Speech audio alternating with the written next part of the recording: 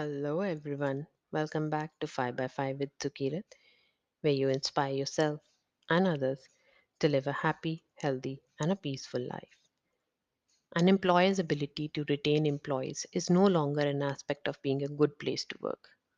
Top employers are literally a LinkedIn message away from being snatched from the teams you worked so hard to build. Of course, it's only natural for employees to grow. People's need and wants at work change, more so in our quitting economy. Employees aren't staying in the same position for decades. Good jobs were the ones with good salaries and benefits. Now, it's the one that prepares you for your next job. Employee turnover is costly. Turnover affects the performance of an organization, and it becomes increasingly difficult to manage as the competition for skilled employees continues to increase. It would be nice to increase everyone's salary, but that isn't happening anytime soon. And those competitors with money to lure away the best candidates aren't making things easier either. If your organization shares this struggle, it's time to reevaluate your retention strategy. Let's dive into 7 essential employee retention factors most modern employees ignore. 94% of the employees surveyed by the LinkedIn said they would stay in an organization longer if it invested in its professional development. Now, how can you do that? The simple answer is you need an L&D program, that is a learning and development program. The complicated answer to the same would be you need an effective learning and development program. Now, this means you just can't throw a program together overnight and consider the problem solved. Keep in mind that 90% of the companies offer digital learning today. So it's not that the professional development opportunities don't exist. It's that they aren't designed properly.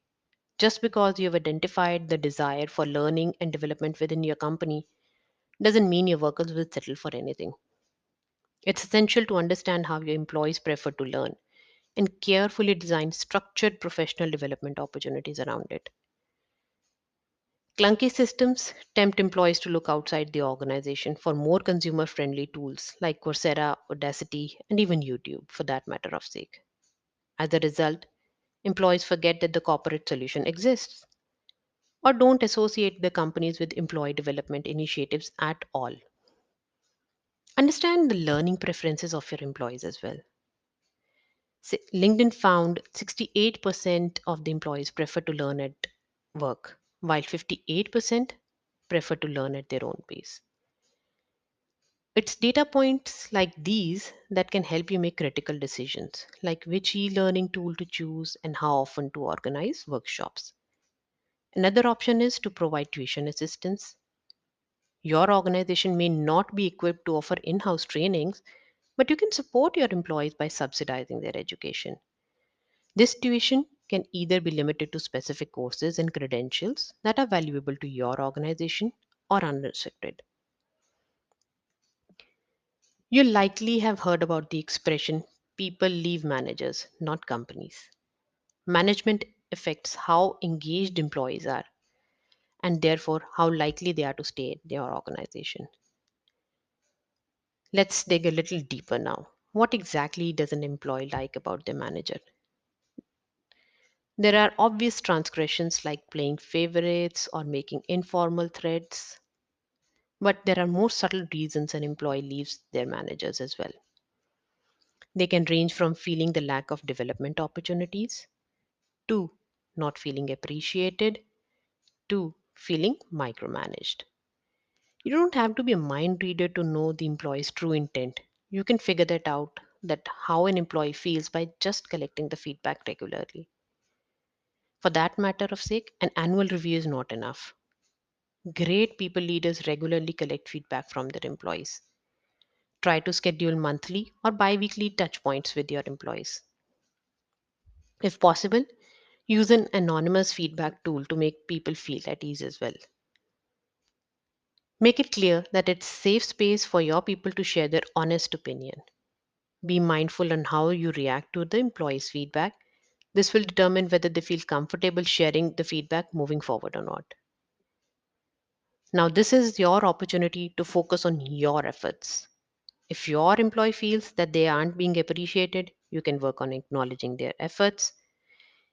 If they feel like there is no clear advancement opportunities, it's time to figure out probably a clear career progression path. But above all, be sure to act on the employee's concerns on time.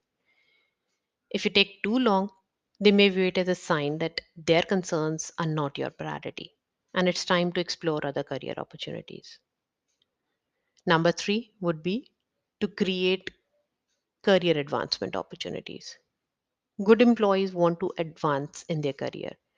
They are motivated by the prospect of promotion and the chance to take on more challenging work.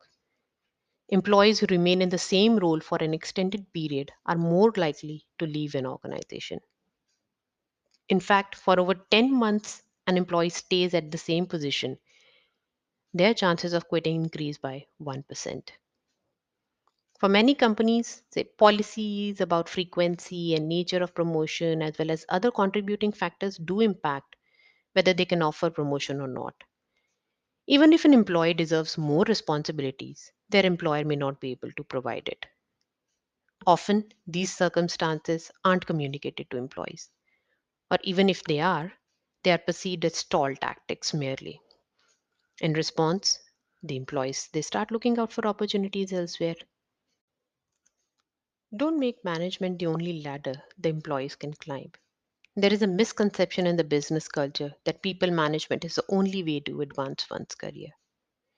You can create a dual track career ladder, just like Microsoft and Google has done that. There they have contributors, which is primarily individual contributor roles, and then they have people managers as well. In that structure, a junior employee starts out at the entry level being a contributor with respect to being an individual contributor. And as the contributor gains skills and proves their effectiveness, they can move up the ladder of promotion, benefits, and influence without even becoming a people manager. This helps you retain a high quality talent, prepares them to serve as mentors, and benefits from their expertise as well. All of this without demanding they get a good at people management skills, which may not fit their talents as well.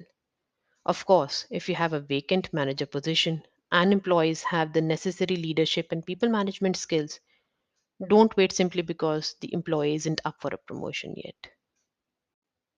All right, friends. So we'll be discussing the next four pointers on next Wednesday. Until then, stay tuned and keep inspiring yourself and others. Bye bye.